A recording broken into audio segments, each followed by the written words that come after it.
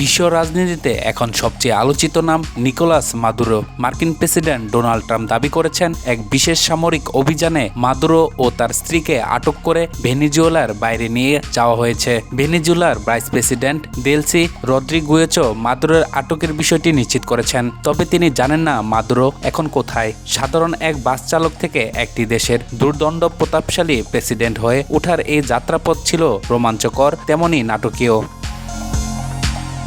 1962 সালে কারাকাসে এক মধ্যবিত্ত পরিবারে জন্ম নেন মাদুরো। তার বাবা ছিলেন বামপন্থী রাজনীতির একনিষ্ঠ কর্মী। বাবার আদর্শে অনুপ্রাণিত হয়ে মাদুরো উচ্চশিক্ষার বদলে রাজনৈতিক সংগঠক হিসেবে প্রশিক্ষণ নিতে কিউবায় পাড়ি জমান। পরবর্তী সময়ে কারাকাসে ফিরে তিনি পাবলিক বাসে বাস চালক হিসেবে কর্মজীবন শুরু করেন। সেখানে তিনি পরিবহন শ্রমিক ইউনিয়নের নেতৃত্ব দিয়ে নিজের রাজনৈতিক জীবনকে গড়ে তোলেন। 1992 সালে ব্যর্থ অভ্যুত্থানের পর কারাগারে থাকা হুগো সাবেজের মুক্তির দাবিতে সোচ্চার ছিলেন মাদুরো।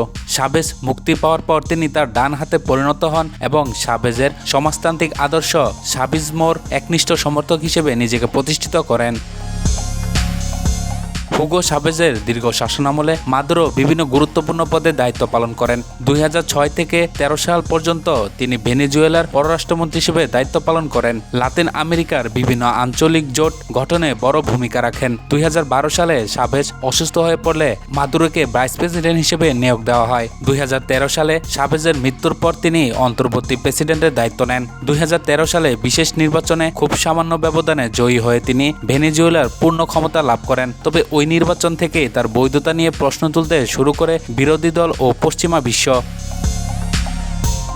সর্বশেষ মাদুরোর গত 12 বছরের শাসনকাল ছিল বিতর্ক এবং অর্থনৈতিক বিপর্যয়ে ঠাসা। তার আমলে ভেনেজুয়েলার অর্থনীতি প্রায় 72% সংকুচিত হয়েছে। ভয়াবহ মুদ্রাস্ফীতি ও দারিদ্রতার কারণে দেশটির লাখ লাখ মানুষ দেশ ছাড়তে বাধ্য হয়েছেন। 2018 এবং 2024 সালের নির্বাচনে জালিয়াতির অভিযোগে তার সরকারকে অবৈধ ঘোষণা করে যুক্তরাষ্ট্রসহ অনেক পশ্চিমা দেশ।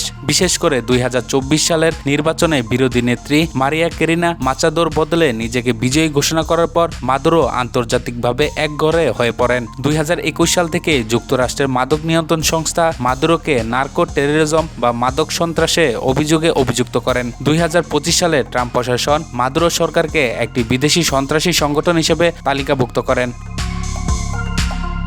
আজকের এই দিনে মাদুরোর ভাগ্য চরম অনিশ্চয়তায়। মার্কিন প্রেসিডেন্ট ডোনাল্ড ট্রাম্পের দাবি অনুযায়ী মার্কিন বিশেষ বাহিনী ডেল্টা ফোর্স কারাকাসের বাসভবন থেকে মাদুরো ও তার স্ত্রী সিলিয়া ফ্লোরেসকে আটক করেছে। কারাকাস এখন বিস্ফোরণে ধোঁয়ায় আচ্ছন্ন। ভাইস প্রেসিডেন্ট ডেলসি রদ্রিগেজ টেলিভিশনে মাদুরোর জীবিত থাকার প্রমাণ চেয়ে আকুতি জানাচ্ছেন। যদি ট্রাম্পের দাবি সত্য হয় তবে এটি হবে একবিংশ শতাব্দীর সবচেয়ে বড় ভূ রাজনৈতিক পালাবদল। বাস চালকের আসন থেকে প্রেসিডেন্ট হওয়া মাদুরো কি তবে শেষ পর্যন্ত বন্দিশালায় তার রাজনৈতিক জীবনের ইতি টানবেন? এ প্রশ্ন এখন বিশ্বজুড়ে।